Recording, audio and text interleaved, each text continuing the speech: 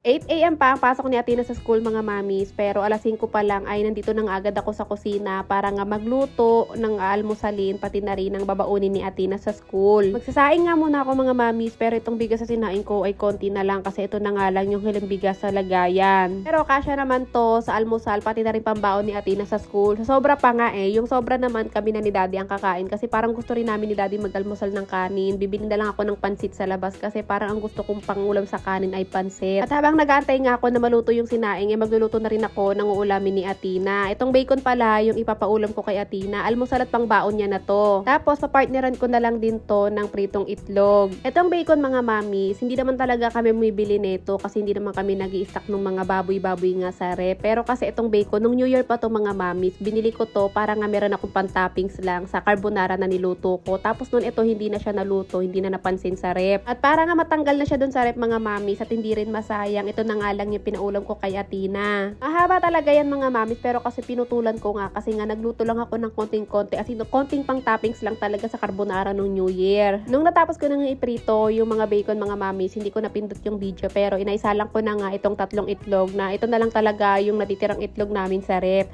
Bali 2 dito kay Athena pang almusal pati pang baon sa school, tapos yung isang matitira ay kay Daddy pang ulam ng halang niya. Kasi ako nga sabi ko sa inyo bibili ako ng pansit sa labas, ayun yung gusto kong iulam sa kanin. Saktong natapos ako magluto, si Athena ay nagising na. Kasi mga mami si Athena kahit 7 AM or 8 AM pasok niya, talagang maagang nag-a-alarm yan. Kasi nga gusto niya meron pa siyang time na makapaglaro sa cellphone niya.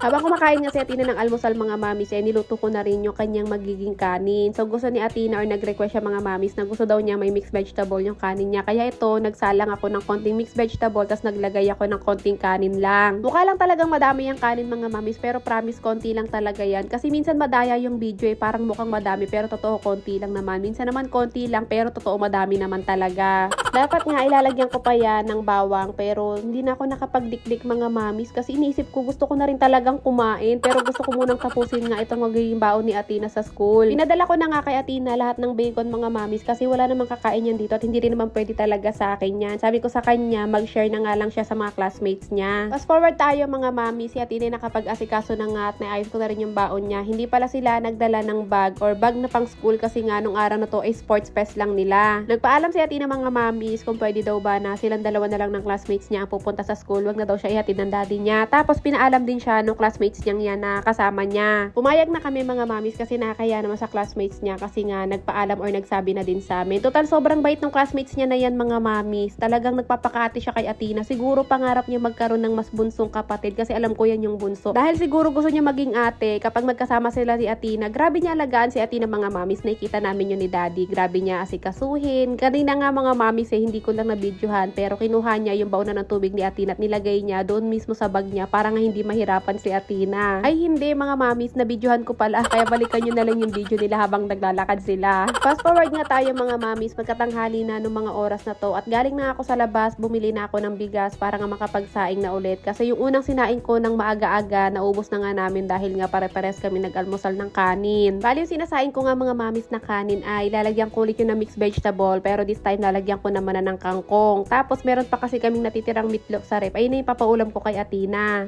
Si Athena kasi mga mamis, hanggat meron siya nakikitang mixed vegetable sa rep, hindi niya talaga titigilan yan. Talagang lagi siya magsasabi na gusto niya ng mixed vegetable sa rice niya. Etong meatloaf na to mga mamis, ito pa yung nakatira ni Athena noong nakaraan. Naalala nyo diba nagprito siya ng meatloaf pero hindi ko naman pinalahat sa kanya isang buong dilata. Lulutuin ko na rin to ngayon mga mamis at ito na ipapaulam ko sa kanya. Hindi na ako magluluto ng ulam namin. Bibili na lang muna ako ng gulay sa labas para nga may partner na gulay. Hindi pa kasi kami nakakapamalengke ni Daddy mga mamis kaya kung ano na lang muna yung laman ng rep ay na lang muna yung niluluto or piniprito ko para nga mawala na rin ko ano yung mga nanduro na to palitan na ng bago kasi plano na namin ni Daddy mamalengke kinabukasan. Actually, meron namang fish fillet sa rep mga mamis kasi yun naman kakabili lang kasabay nga nitong mixed vegetable. Pero itong mixed vegetable paubos na, yung fish fillet hindi pa nabubuksan. Kaso nga lang problema, kailangan ko pang i-defrost yun or kailangan ko pang palambutin kaya hindi ko na lang muna ipiprito yun kinabukasan na lang o susunod na araw na lang. Tapos ko lang ang prituhin yung mga meatloaf mga mamis at naluto ko na rin yung kanin, nilagyan ko na rin ng kangkong. Itong kangkong mga mamis, dapat ka talaga, ilalagay ko yan sa tinola. Pero gusto ko talaga kasi ang sa tinola, ilalagay ko yung malunggay. Kaya kaysa masayang malanta, ayan na lang, nilagay ko na lang sa kanin. Para at least mga mamis, kahit puro prito ang ulam ni Athena ngayong araw, may gulay pa rin naman nakasama yung kanin niya. Kanina, habang nagluluto ako, may kumatok sa pinto at dineliver na nga itong in-order ko online. 2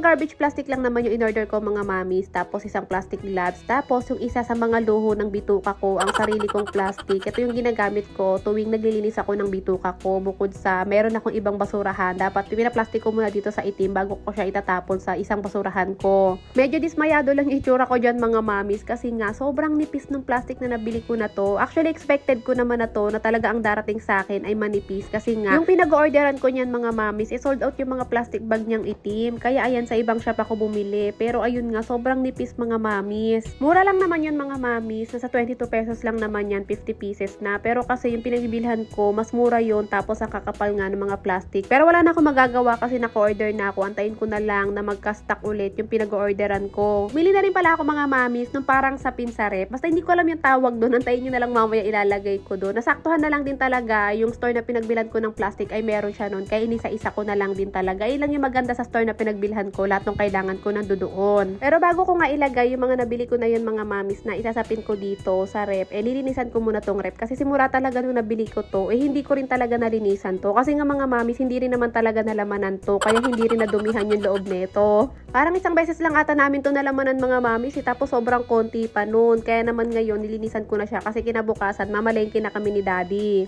Nung nakaraan nga mga mamis, diba, nandito yung kaibigan ko, yung kasama ko na pumunta sa kasal ng pamangkin ko. Nung pagbukas niya ng rep mga mamis, amoy na amoy niya, amoy bago pa talaga yung rep. Pero yung labas ng rep mga mamis, pinupunasan ko talaga yun kada 2 araw para nga hindi siya alikabukin. Habang tinatanggal ko nga mga mamis, yung mga lagayan sa may bandang pinto ng rep, hindi ko na malaya na talagang nakatapat ako doon. So paghila ko, tumama sa labi ko mga mamis. Ayan, nagkaroon ako tuloy ng sugat sa loob ng labi. Sobrang sakit mga mamis kasi nabigla ako, nanlamig ako. Actually nahilo nga ako kasi sobrang sakit talaga. So pinatigil ko nga muna yung pagdudugo mga mamis, tapos uminom ako ng tubig. Tapos nagpahinga lang ako ng konti dahil nga nahilo ako. Then tuloy na ulit ako sa paglilinis ko. Nahugasan ko naman na lahat ng mga laman netong rep, kaya puro ikakabit ko na lang lahat to. Itong hawak ko na to mga mamis, yung tumama sa akin yung dulo niyan. Kaya sobrang sakit talaga. Pangalawang hugas ko na talaga yan mga mamis, kasi nung una, pinunasan ko yan ng tela nung malinis kong damit. Pero napansin ko, nagdidikitan yung mga himulmul galing dun sa tela. Kaya hinugasan ko ulit siya, tapos ang ginawa ko, hindi ko na siya pupunasan para sigurado akong wala nang dumidikit na kung ano-ano. So bago ko pala ipasok yung mga tinanggal ko kanina dyan sa loob ng rep, pinunas-punasan ko naman muna yung loob ng rep. Kahit na wala siyang dumi, pinunasan ko pa rin para nga matanggal na rin yung amoy bago. Kasi kung nandito kayo sa bahay mga mamis, pagbukas nyo ng rep, amoy bago pa rin talaga. Ito, nailagay ko na nga mga mamis yung sinasabi ko sa inyo na nabili ko na isasapin ko sa rep. Actually, medyo malapad siya or medyo malaki siya. Kaya ginupitan ko muna siya ng mga 2 inches para sumakto nga siya dun sa rep.